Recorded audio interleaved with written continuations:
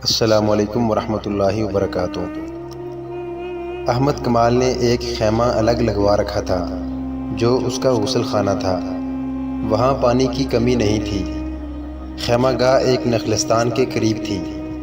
احمد کمال نے کھانے کے بعد لڑکی کو غسل والے خیمے میں داخل کر کے پردے باندھ دیے۔ لڑکی نے غسل تو کر لیا لیکن وہ بہت ہی خوف زدہ تھی کیونکہ وہ اپنے دشمن کی پناہ میں آ گئی تھی جہاں اسے اچھے سلوک کی توقع نہیں تھی۔ اس کے ذہن میں بچپن سے یہ ڈالا جاتا رہا تھا کہ مسلمان وحشی ہوتے ہیں اور عورت کے لیے تو وہ درندے ہیں۔ اس خوف کے ساتھ اس پر حبشیوں کا، مگرمچھوں کا اور صحرائی آندھی کا خوف طاری تھا۔ اپنے ساتھ کی دونوں لڑکیوں کی موت، اور وہ بھی ایسی بھیانک موت، اس کے رونگٹے کھڑے کر رہی تھی۔ اس نے غسل کرتے ہوئے بڑی شدت سے محسوس کیا تھا کہ وہ اپنے ناپاک وجود کو دھونے کی کوشش کر رہی ہے جسے دنیا کا پانی پاک نہیں کر سکتا۔ اس نے قسم پرسی کی حالت میں تنگ آ کر اپنے آپ کو صورتحال کے حوالے کر دیا۔ احمد کمال نے یہ دیکھ لیا تھا کہ ایسے حسن اور ایسے دلگداز جسم والی لڑکی معمولی لڑکی نہیں۔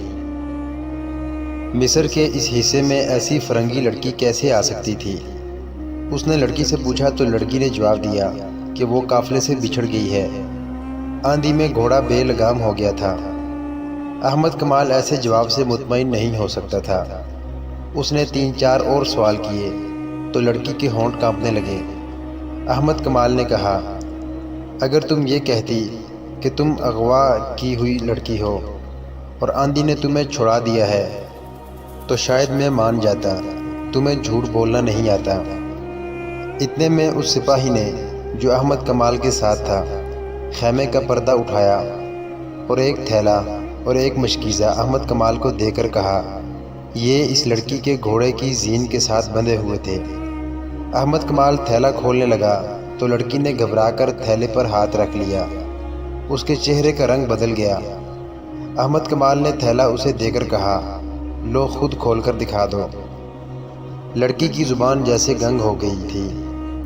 اس نے بچوں کے انداز سے تھیلا پیٹھ پیچھے کر لیا۔ احمد کمال نے کہا، یہ تو ہو نہیں سکتا کہ میں تمہیں کہہ دوں کہ چلی جاؤ۔ مجھے کوئی حق نہیں پہنچتا کہ تمہیں روکوں، لیکن ایک ایسی لڑکی جو آبادیوں سے دور اکیلی گھوڑے پر بے ہوشی کی حالت میں بھٹکتی ہوئی پائی گئی ہے، اسے میں اکیلا نہیں چھوڑ سکتا۔ یہ میرا انسانی فرض ہے۔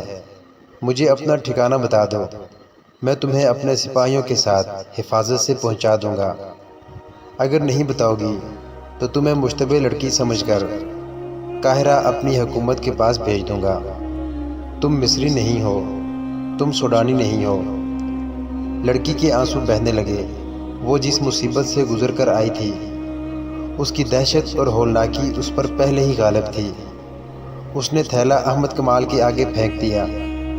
احمد نے تھیلا کھولا تو اس میں سے کچھ کھجوریں، 2-4 چھوٹی موٹی عام سی چیزیں نکلی اور ایک تھیلی نکلی۔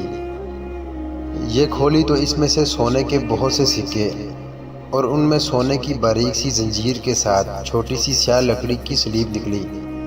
احمد کمال اس سے یہی سمجھ سکا کہ لڑکی عیسائی ہے۔ اسے غالباً معلوم نہیں تھا کہ جو عیسائی مسلمانوں کے خلاف لڑنے کے لیے صلیبی لشکر میں شامل ہوتا ہے وہ ایک صلیب پر حلف اٹھاتا ہے اور چھوٹی سی ایک صلیب ہر وقت اپنے پاس رکھتا ہے۔ احمد کمال نے اسے کہا کہ اس تھیلے میں میرے سوال کا جواب نہیں ہے۔ اگر میں یہ سارا سونا تمہیں دے دوں تو میری مدد کرو گے؟ لڑکی نے پوچھا، کیسی مدد؟ مجھے فلسطین پہنچا دو۔ لڑکی نے جواب دیا، اور مجھ سے کوئی سوال نہ پوچھو۔ میں فلسطین تک بھی پہنچا دوں گا لیکن سوال ضرور پوچھوں گا۔ اگر مجھ سے کچھ بھی نہ پوچھو تو اس کا الگ انعام دوں گی۔ وہ کیا ہوگا؟ گھوڑا تمہیں دے دوں گی، لڑکی نے جواب دیا، اور 3 دنوں کے لیے مجھے اپنی لونڈی سمجھ لو۔ احمد کمال نے اس سے پہلے ہاتھ میں کبھی اتنا سونا نہیں اٹھایا تھا اور اس نے ایسا حیران کن حسن اور جسم بھی نہیں دیکھا تھا۔ اس نے اپنے سامنے پڑے ہوئے سونے کے چمکتے ہوئے ٹکڑوں کو دیکھا، پھر لڑکی کے ریشم جیسے بالوں کو دیکھا جو سونے کے تاروں کی طرح چمک رہے تھے۔ پھر اس کی آنکھوں کو دیکھا جن میں وہ طلسماتی چمک تھی جو بادشاہوں کو ایک دوسرے کا دشمن بنا دیا کرتی ہے۔ وہ تنومند مرد تھا، کماندار تھا، ان دستوں کا حاکم تھا جو سرحد پر پہرا دے رہے تھے۔ اسے روکنے، پوچھنے اور پکڑنے والا کوئی نہ تھا، مگر اس نے سکے تھیلی میں ڈالے، سلیب بھی تھیلی میں رکھی اور تھیلی لڑکی کی گود میں رکھ دی۔ کیوں؟ لڑکی نے پوچھا۔ یہ قیمت تھوڑی ہے؟ بہت تھوڑی، احمد کمال نے کہا۔ ایمان کی قیمت خدا کے سوا کوئی نہیں دے سکتا۔ لڑکی نے کچھ کہنا چاہا لیکن احمد کمال نے اسے بولنے نہ دیا اور کہا، میں اپنا فرض اور اپنا ایمان فروخت نہیں کر سکتا۔ سارا مصر میرے اعتماد پر آرام کی نیند سوتا ہے۔ 3 مہینے گزرے، سوڈانیوں نے قاہرہ پر حملہ کرنے کی کوشش کی تھی۔ اگر میں یہاں نہ ہوتا اور اگر میں ان کے ہاتھ اپنا ایمان فروخت کر دیتا تو یہ لشکر قاہرہ میں داخل ہو کر تباہی برپا کر دیتا۔ تم مجھے اس لشکر سے زیادہ خطرناک نظر آتی ہو۔ کیا تم جاسوس نہیں ہو؟ نہیں۔ تم یہی بتا دو کہ تمہیں آندھی نے کسی ظالم کے پنجے سے بچایا ہے یا تم آندھی سے بچ کر نکلی ہو۔ لڑکی نے بے معنی سا جواب دیا تو احمد کمال نے کہا، مجھے تمہارے متعلق یہ جاننے کی ضرورت نہیں کہ کون ہو اور کہاں سے آئی ہو۔ میں کل تمہیں قاہرہ کے لیے روانہ کر دوں گا۔ وہاں ہمارا جاسوسی اور سراغ رسانی کا ایک محکمہ ہے۔ وہ جانے اور تم جانو، میرا فرض پورا ہو جائے گا۔ اگر اجازت دو تو میں اس وقت ذرا آرام کر لوں، لڑکی نے کہا۔ کل جب قاہرہ کے لیے مجھے روانہ کرو گے تو شاید تمہارے سوالوں کا جواب دے دوں۔ لڑکی رات بھر کی جاگی ہوئی اور دن کے ایسے خوفناک سفر کی تھکی ہوئی تھی، لیٹی اور سو گئی۔ احمد کمال نے دیکھا کہ وہ نیند میں بڑبڑاتی تھی، بے چینی میں سر ادھر ادھر مارتی تھی اور ایسے پتہ چلتا تھا جیسے خواب میں رو رہی ہو۔ احمد کمال نے اپنے ساتھیوں کو بتا دیا کہ ایک مشکوک فرنگی لڑکی پکڑی گئی ہے جسے کل قاہرہ بھیجا جائے گا۔ اس کے ساتھی احمد کمال کے کردار سے واقف تھے۔ کوئی بھی ایسا شک نہیں کر سکتا تھا کہ اس نے لڑکی کو بدنیتی سے اپنے خیمے میں رکھا ہے۔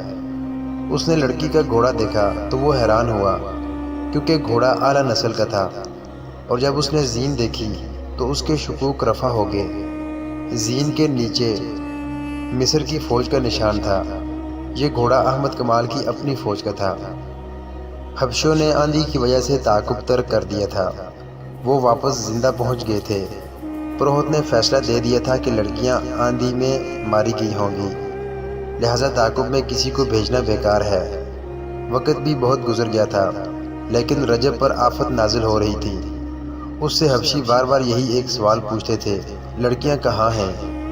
اور وہ قسمیں کھا کھا کر کہتا تھا کہ مجھے معلوم نہیں۔ حبشوں نے اسے اذیتیں دینی شروع کر دیں، تلوار کی نوک سے اس کے جسم میں زخم کرتے اور اپنا سوال دہراتے تھے۔ حبشوں نے اس کے ساتھیوں کو بھی درختوں کے ساتھ باندھ دیا اور ان کے ساتھ بھی یہی ظالمانہ سلوک کرنے لگے۔ رجب کو خدا اپنی قوم اور اپنے ملک سے غداری کی سزا دے رہا تھا۔ رات کو بھی اسے نہ کھولا گیا، اس کا جسم چھلنی ہو گیا تھا۔ احمد کمال کے خیمے میں لڑکی سوئی ہوئی تھی۔ وہ سورج غروب ہونے سے پہلے جاگی تھی۔ احمد کمال نے اسے کھانا کھلایا تھا۔ اس کے بعد وہ پھر سو گئی تھی۔ اس سے 2-3 قدم دور احمد کمال سویا ہوا تھا۔ رات گزرتی جا رہی تھی، خیمے میں دیا جل رہا تھا۔ اچانک لڑکی کی چیخ نکل گئی۔ احمد کمال کی آنکھ کھل گئی۔ لڑکی بیٹھ گئی تھی، اس کا جسم کانپ رہا تھا، چہرے پر گھبراہٹ تھی۔ احمد کمال اس کے قریب ہو گیا۔ لڑکی تیزی سے سرک کر اس کے ساتھ لگ گئی اور روتے ہوئے بولی، ان سے بچاؤ، وہ مجھے مگرمچھوں کے آگے پھینک رہے ہیں، وہ میرا سر کاٹنے لگے ہیں۔ کون؟ وہ بدھے حبشی، لڑکی نے ڈرے ہوئے لہجے میں کہا۔ وہ یہاں آئے تھے۔ احمد کمال کو حبشوں کی قربانی کا علم تھا۔ اسے شک ہوا کہ اسے شاید قربان کرنے کے لیے لے جایا جا رہا تھا۔ اس نے لڑکی سے پوچھا تو لڑکی نے بازو احمد کمال کے گلے میں ڈال دیے، کہنے لگی، مت پوچھو، میں خواب دیکھ رہی تھی۔ احمد کمال دیکھ رہا تھا کہ وہ تو بہت ہی ڈری ہوئی ہے۔ اس نے اسے تسلیاں دی اور یقین دلایا کہ یہاں اسے اٹھانے کے لیے کوئی نہیں آئے گا۔ لڑکی نے کہا، میں سو نہیں سکوں گی، تم میرے ساتھ باتیں نہیں کر سکتے؟ میں اکیلی جاگ نہیں سکوں گی، میں پاگل ہو جاؤں گی۔ احمد کمال نے کہا، میں تمہارے ساتھ جاگتا رہوں گا۔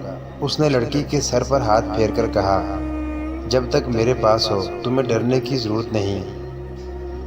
اس نے اس پر عمل بھی کر کے دکھا دیا۔ لڑکی کے ساتھ اس نے حبشوں کے متعلق یا اس کے متعلق کوئی بات نہ کی نہ پوچھی، اسے ترکی اور مصر کی باتیں سناتا رہا۔ لڑکی اس کے ساتھ لگی بیٹھی تھی۔ احمد کمال کا لب و لہجہ شگفتہ تھا۔ اس نے لڑکی کا خوف دور کر دیا اور لڑکی سو گئی۔ محترم ناظرین، صلاح الدین ایوبی کی زندگی کے واقعات پر مشتمل سیریز دیکھنے کے لیے چینل کو سبسکرائب ضرور کر لیں۔ گزشتہ اقساط دیکھنے کے لیے چینل پر پلے لسٹ کا وزٹ کریں۔ ویڈیو کو لائک اور شیئر ضرور کیجیے۔ کمنٹ باکس میں اللہ اکبر ضرور ٹائپ کریں۔ اللہ آپ کا حامی و ناصر ہو۔